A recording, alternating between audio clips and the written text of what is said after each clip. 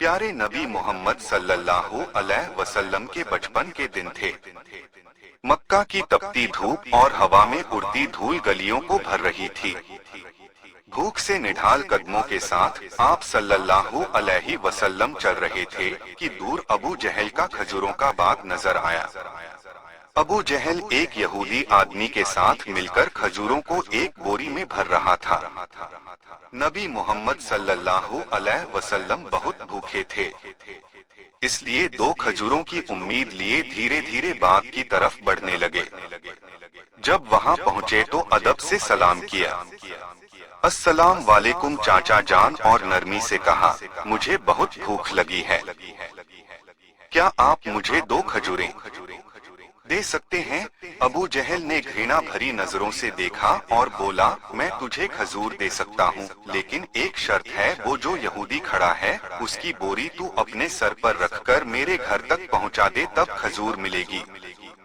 बिना देर किए नबी सल्लल्लाहु अलैहि वसल्लम उस यहूदी के पास गए। यहूदी हैरानी से बोला, ए मोहम्मद, तुम यहाँ क्यों आए हो? नबी सल्लल्लाहु अलैहि वसल्लम ने फरमाया, मैं यह बोरी अपने सर पर रखकर ले जाना चाहता हूँ।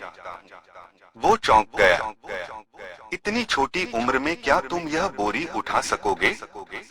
नबी सल्लल्लाहु अलैहि वसल्लम ने मुस्कुराकर फरमाया, हाँ, यकीनन उठा सकूंगा। फिर धूल से सने बदन और थके हुए जिस्म के साथ बोरी सर पर रखी और चल पड़े। छोटे छोटे कदम, थका हुआ जिस्म, मगर चेहरे पर एक अजीब रूहानी सुकून था। अबू जहल और वह यहूदी शख्स पीछे पीछे चल रहे थे। कुछ देर बाद बोरी अबू जहल के घर के सामने रख दी गई। यहूदी ने वह बोरी अंदर रख दी। नबी सल्लल्लाहु अलैहि वसल्लम ने फरमाया, चाचा जान, अब मुझे खजूर दीजिए। अबू जहल ने एक खजूर आप सल्लल्लाहु अलैहि वसल्लम को दे दी। फिर आपने नरमी से फरमाया, क्या आप एक और खजूर नहीं देंगे? यह मासूम सी गुजारिश अबू जहल के अंदर की आग को जैसे और भड़का गई। गुस्से में भरकर उसने एक जोरदार थप्पड़ नबी सल्लल्लाहु अलैहि वसल्लम के चेहरे पर मार दिया, और उसी लम्हे जैसे सूरज डूब गया हो, आसमान फट पड़ा हो, हवा थम गई हो और पहाड़ भी रो पड़े हो। एक मासूम बच्चे पर ऐसा जुल्म! अबू जहल हंसते हुए अपने घर चला गया। मगर तभी खजूर की बोरी खोली गई और चौंकाने वाला मंजर सामने आया। सारी खजूरें छोटे छोटे पत्थरों में बदल चुकी थी। यह देखकर वो यहूदी स्तब्ध रह गया। आंखें फैल गई, जबान खामोश हो गई। वो भागा भागा अपने सरदार को यह खबर देने चला गया। उधर अबू जहल घर से बाहर आया और ताना देते हुए बोला, ए मोहम्मद, तू तो बहुत बड़ा जादूगर निकला, तूने मेरी खजूरों पर जादू कर दिया। नबी सल्लल्लाहु अलैहि वसल्लम ने सर झुकाकर बहुत नरमी से कहा, चाचा जान, मुझे तो कुछ मालूम नहीं। यह सुनते ही अबू जहल ने एक और थप्पड़ मारा। उसकी आवाज जैसे आसमान को चीर गई। सब कुछ थम गया और उस मासूम की आंखों से एक आंसू लुढ़क गया। मगर देखिए क्या शफकत थी, क्या रहमत थी। नबी सल्लल्लाहु अलैहि वसल्लम ने सिर्फ इतना कहा, चाचा, आपके हाथ को चोट तो नहीं लगी? सुभान अल्लाह, क्या किरदार, क्या इंसानियत। खुद थप्पड़ खाया मगर फिक्र उस इंसान की जिसने मारा।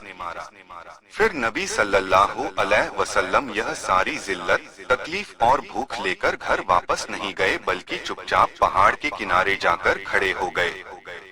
दरख्त और पहाड़ जैसे पुकार उठे, अफसोस जिसे ना पैदा किया जाता तो यह जमीन, यह आसमान कुछ भी ना होते। वो अजीम नबी आज भूखे नजरअंदाज किए जा रहे हैं। लेकिन फिर भी अबू जहल जैसे संगदिल के दिल में ना रहम आया, ना आंखों में पछतावे का एक कतरा। उधर वो यहूदी शख्स अपने सरदार के पास दौड़ता हुआ जा पहुंचा। आज मैंने एक ऐसा वाकया देखा है जो तस्वीर से भी परे हैं।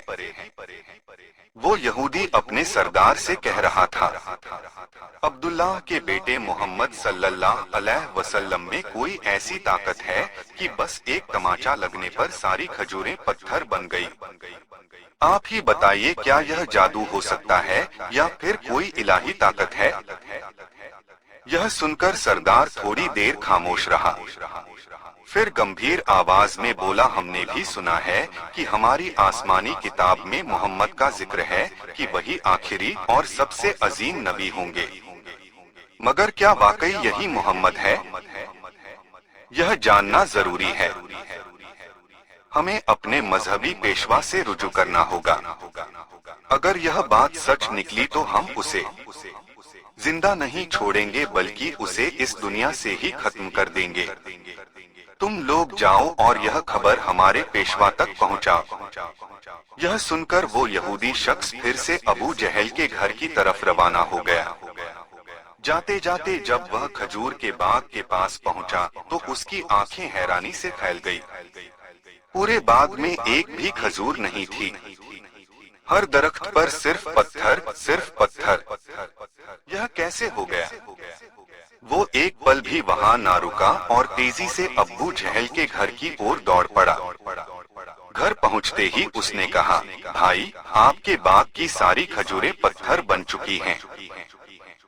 अगर अब इसे ना संभाला गया तो बहुत बड़ा नुकसान हो जाएगा। इसका एक ही हल है, मोहम्मद सल्लल्लाहु अलैहि वसल्लम से माफी मांगो।